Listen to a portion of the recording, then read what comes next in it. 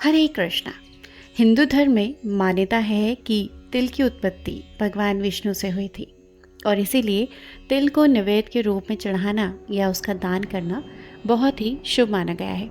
माघ के कृष्ण पक्ष में एक ऐसी एकादशी मनाई जाती है जो तिल का दान करने के लिए अत्यंत शुभ मानी गई है। इस दिन तिल का 6 रूपों में प्रयोग और दान करने से स्वर्ग की प्राप्ति होती है। इसीलिए यह एकादशी षटतिला एकादशी के नाम से प्रसिद्ध है। तो आप सभी को षटतिला एकादशी की हार्दिक शुभकामनाएं। षटतिला एकादशी के दिन जो भी व्यक्ति जितने तिल का दान करता है उसे उतने 1000 वर्षों तक स्वर्ग में स्थान की प्राप्ति होती है। और इस दिन तिल का 6 तरह से उपयोग अवश्य करना चाहिए। पहला, काले तिल का उपटन के रूप में। दूसरा, तिल मिश्रित जल से स्नान करके। तीसरा, तिल से हवन करके।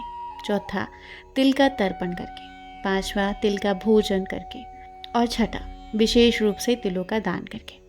तो षटतिला एकादशी से जुड़ी पौराणिक कथा में नारद मुनि भगवान विष्णु से पूछते हैं कि पृथ्वी लोक पर रहने वाले मनुष्य को नरक की यातना भोगने से बचने का क्या उपाय है। तब भगवान विष्णु ने नारद जी को षटतिला एकादशी की महिमा कहकर सुनाई थी और ये भी कहा था, जो मनुष्य सदा के लिए मेरी शरण में रहना चाहते हैं उनके लिए षटतिला एकादशी एक शुभ अवसर है। पद्म पुराण में भी वर्णन मिलता है कि षटतिला एकादशी पर किया गया दान, पूजा और व्रत का लाभ कन्यादान और स्वर्णदान के बराबर पुण्य फलदायी होता है। हजारों वर्षों की तपस्या से जो फल प्राप्त होता है वही फल एकमात्र षटतिला एकादशी का व्रत करने से मिल जाता है। साथ ही अगर आप षटतिला एकादशी के दिन व्रत नहीं रख पाते रहे तो भी आप इस दिन पूजा और दान में तिल का उपयोग अवश्य कर सकते हैं।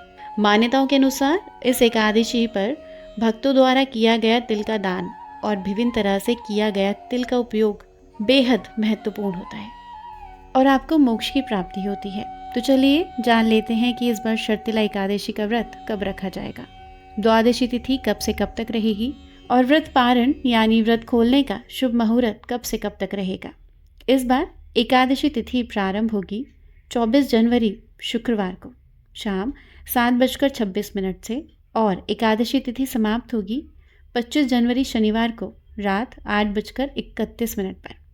तो इस बार एकादशी तिथि का व्रत 25 जनवरी दिन शनिवार को ही रखा जाएगा और एक दिन पहले यानी शुक्रवार को दशमी तिथि के नियमों का पालन किया जाएगा। द्वादशी तिथि प्रारंभ होगी 25 जनवरी शनिवार को रात 8:32 से और इसी के साथ हरिवासर का समय भी शुरू हो जाएगा।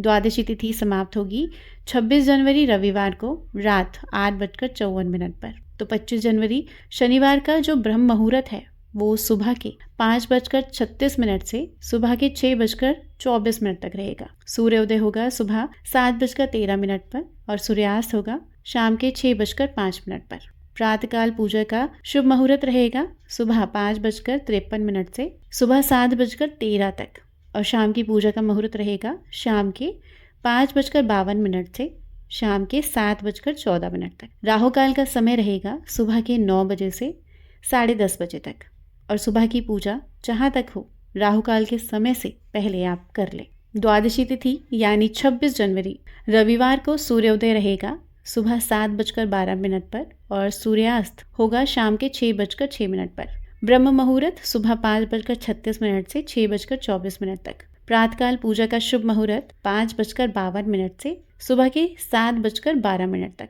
अभिजीत मुहूर्त दोपहर के 12:17 से 1:01 तक रहेगा। इस दिन राहु काल का समय रहेगा शाम को 4:30 बजे से 6 बजे तक। हरिवासर का समय समाप्त होगा 26 जनवरी रविवार को सुबह 2 बजे तक। यह शनिवार की मध्य रात्रि का समय रहेगा। तो आप रविवार को शुभ मुहूर्त में व्रत का पारण कर सकते हैं।